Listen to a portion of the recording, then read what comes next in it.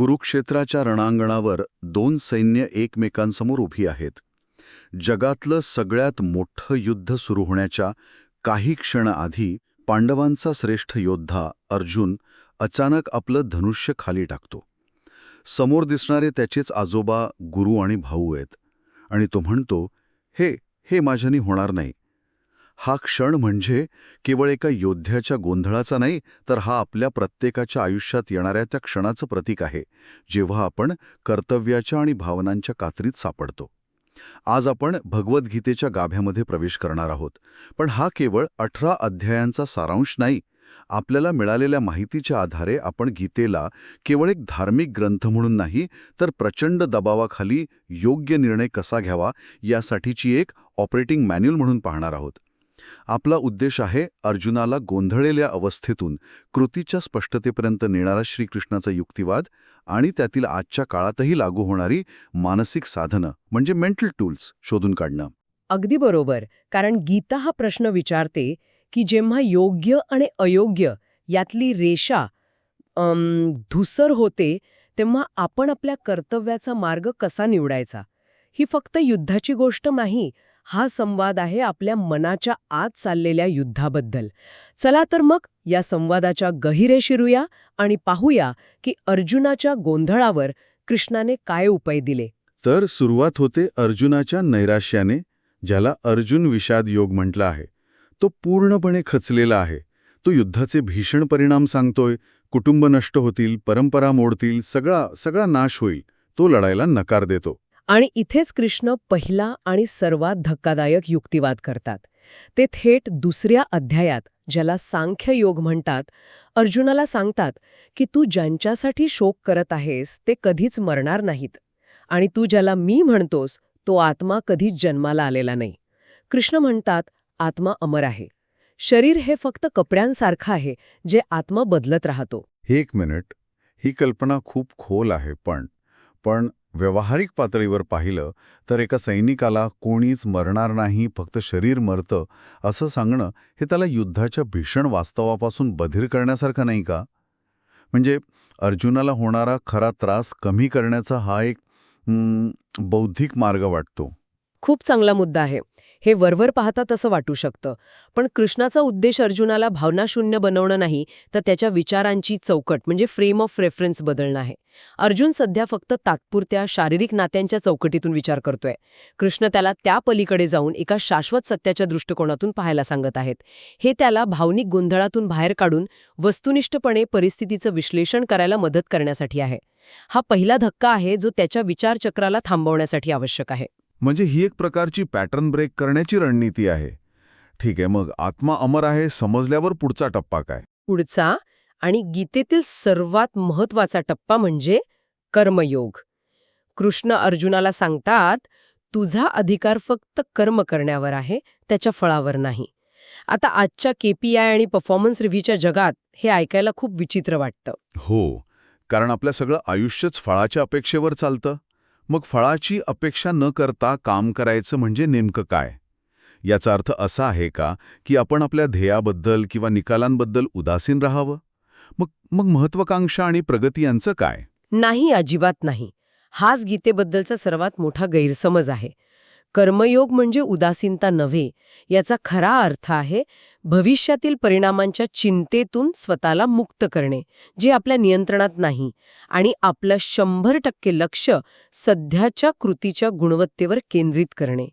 ही निष्क्रियतेची नाही, तर पीक परफॉर्मन्सची किल्ली आहे. जेव्हा निकालाची चिंता मनातून निघून जाते, तेव्हाच तुम्ही तुमचं सर्वोत्तम काम करू शकता. महत्वाकांक्षा वाईट नाही, पण जेव्हा ती चिंतेचं रूप घेते, तेव्हा ती तुमच्या कामगिरीत अडथळा बनते. करणं हे सुद्धा एक प्रकारचं कर्मच आहे. म्हणून प्रश्न कर्म करू की नको हा नाहीये, तर कर्म कसं करावं हा आहे.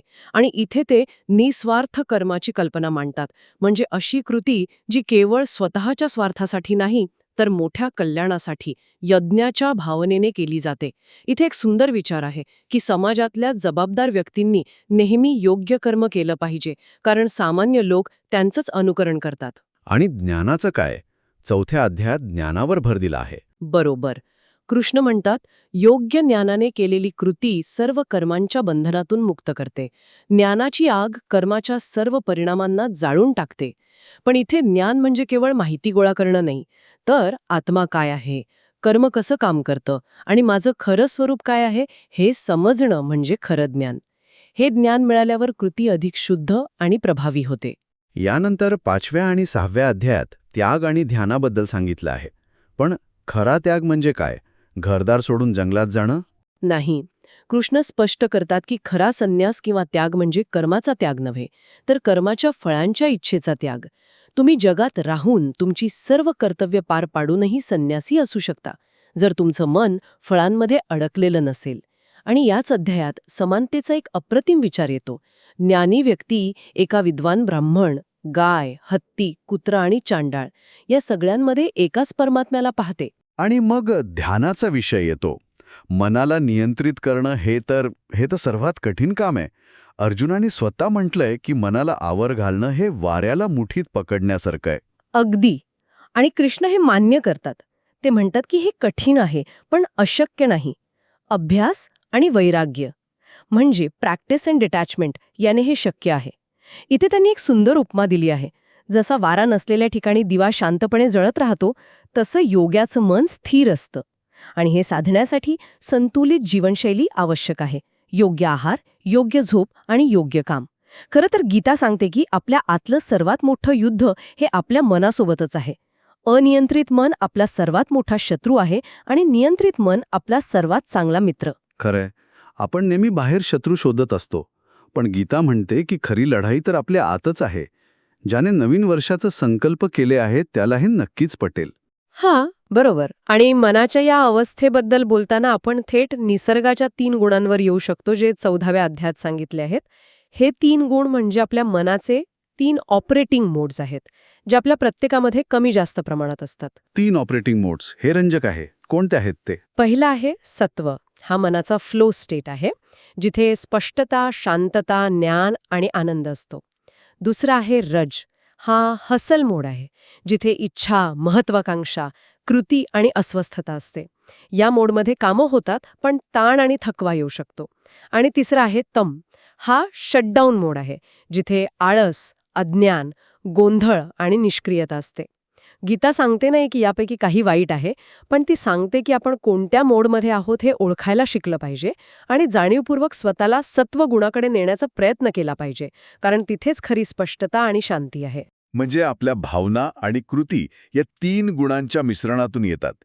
हे समजल्यावर स्वतःच्या वागण्याकडे पाहण्याचा एक नवीन दृष्टिकोन मिळतो. आता आपण गीतेच्या एका वेगळ्या पैलूकडे वळूया. ईश्वराचं स्वरूप आणि भक्तीचा मार्ग. 7व्या अध्यायापासून याची सुरुवात होते. हो, आतापर्यंत कृष्ण काय करायचं यावर बोलत होते. आता ते कोणासाठी करायचं यावर बोलतात. ते स्वतःच्या दिव्य स्वरूपाची ओळख करून देतात. ते म्हणतात की पृथ्वी, पाणी, अग्नी, वायू, आकाश, मन, बुद्धी, अहंकार या सर्वांचा स्रोत तेच आहेत. पण ते हेही सांगतात की त्यांच्या मायेमुळे बहुतेक लोक त्यांना ओळखू शकत नाहीत. इथे माया म्हणजे काय? केवळ भ्रम किंवा जादू? एक प्रकारची शक्तिशाली फिल्टर आहे, जी आपल्या मनावर, आपल्या इच्छांवर आणि याच 3 गुणांवर आधारलेली आहे. याच फिल्टरमुळे आपण स्वतःला इतरांपासून वेगळं समजतो, तात्पुरत्या गोष्टींच्या मागे धावतो आणि मूळ सत्याला विसरतो.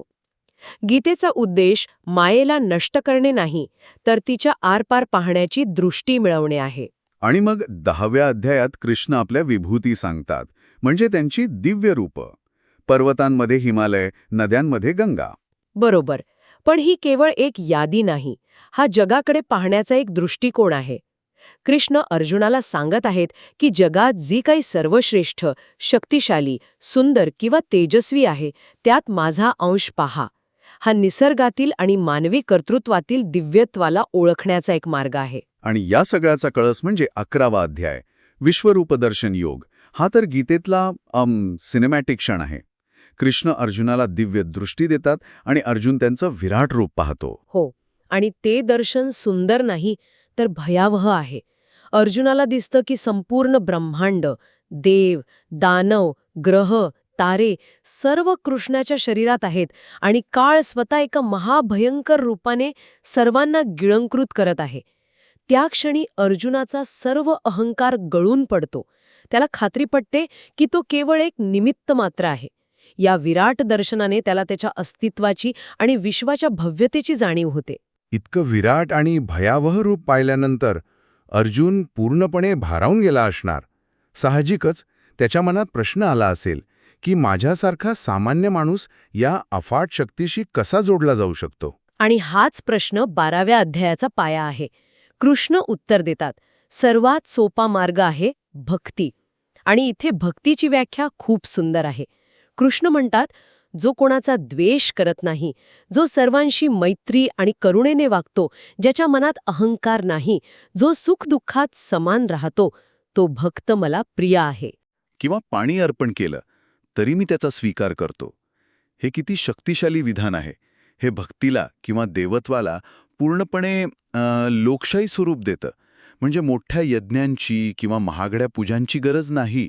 तुमची भावना, तुमचा हेतू महत्वाचा आहे. अगदी. भक्ती म्हणजे केवळ पूजा अर्चा नाही, तर ते एक कनेक्शन आहे, एक नाते आहे. आणि याच भक्तीच्या मार्गाने मनाला स्थिर करणं सोपं जातं, असं कृष्ण सांगतात. तर आपण कर्म, ज्ञान, ध्यान आणि भक्ती या 4 मार्गांबद्दल बोललो. आता आपण शेवटच्या टप्प्याकडे येतोय. 18वा अध्याय, जो या सगळ्याचा सारांश आहे. हो, मोक्ष संन्यास योग हा सर्वात मोठा अध्याय आहे आणि यात कृष्ण सर्व शिकवण एकत्र आणतात. ते अर्जुनाला अंतिम मार्गदर्शन करतात. 1. तुझा स्वभावाला अनुसरून तुझं कर्तव्य, तुझा स्वधर्म पार पाड. दुसऱ्याच्या धर्माचं अनुकरण करण्यापेक्षा स्वतःचा धर्म निभावणं जास्त महत्वाचं आहे, जरी त्यात त्रुटी असल्या तरी. 2. तुझी सर्व कर्म, त्यांची फळं मला समर्पित कर, माझ्यावर अवलंबून राहा. 3. अहंकार, इच्छा, क्रोध आणि आसक्ती सोडून दे. आणि शेवटी ते सर्वात महत्वाचं वचन देतात, सर्व धर्म सोडून केवळ मला शरण ये, मी तुला सर्व पापांपासून मुक्त करीन, चिंता करू नकोस. हे सगळं ऐकल्यावर अर्जुनाच्या मनात जो वादळाचा कल्लोळ माजला होता तो शांत होतो. तो उभा राहतो आणि म्हणतो, माझा मोह नष्ट झाला आहे, माझी स्मृती परत आली आहे, मी तुमच्या आज्ञेप्रमाणे वागेन. त्याचा गोंधळ संपतो आणि त्याला कृतीची स्पष्टता मिळते. हाच गीतेच्या प्रवासाचा कळस आहे. एका गोंधळलेल्या, कृती नाकारणाऱ्या योद्ध्यापासून ते एका निश्चयी, समर्पित कर्मयोगापर्यंतचा प्रवास. तर या संपूर्ण चर्चेतून आपण काय शिकलो? भगवद्गीता आपल्याला काही ठोस मानसिक साधनं देते. पहिलं, कठीण परिस्थितीत आपल्या विचारांची चौकट बदला. तात्पुरत्या गोष्टींकडून शाश्वत मूल्यांकडे पहा. दुसरं, कर्मयोगाचा वापर करून निकालाच्या चिंतेतून मुक्त व्हा आणि आपलं लक्ष सध्याच्या कृतीवर केंद्रित करा. तिसरं, आपल्या मनाचे ऑपरेटिंग मोड्स सत्व, रज, तम ओळखा आणि त्यांना व्यवस्थापित करायला शिका. आणि चौथं, आपल्या कृतीला एका मोठ्या उच्च ध्येयाशी जोडा, मग तो मार्ग भक्तीचा असो वा निस्वार्थ सेवेचा. निस्वार्थ कर्मानी मन शुद्ध होतं आणि अहंकार, क्रोध, लोभ यांपासून मुक्ती मिळते. गीतेचा संदेश केवळ रणांगणासाठी नव्हता, तर तो आजही आपल्या दैनंदिन जीवनातील संघर्षांसाठी तितकाच समर्पक आहे. मग तो संघर्ष ऑफिसमधला एखादा कठीण प्रोजेक्ट असो, कुटुंबातील मतभेद असोत किंवा स्वतःच्याच मनात चाललेली ओढाताण असो. आणि जाता जाता ऐकणाऱ्यांसाठी एक विचार. गीता सुरू होते तेव्हा अर्जुन कृती करायला नकार देत असतो आणि संपते तेव्हा तो पूर्ण स्पष्टतेने कृती करायला तयार होतो. हा बदल केवळ उपदेशाने नाही, तर एका नव्या दृष्टिकोनामुळे, एका नव्या ज्ञानामुळे घडतो. तर प्रश्न असा आहे की आपल्या आयुष्यात असं कोणतं युद्ध किंवा कोणती कृती आहे जी आपण गोंधळामुळे किंवा भीतीमुळे टाळत आहोत? आणि त्या कृतीला सामोरं जाण्यासाठी आपल्याला कोणत्या दृष्टिकोनाची किंवा ज्ञानाची स्पष्टता मिळवणं आवश्यक आहे?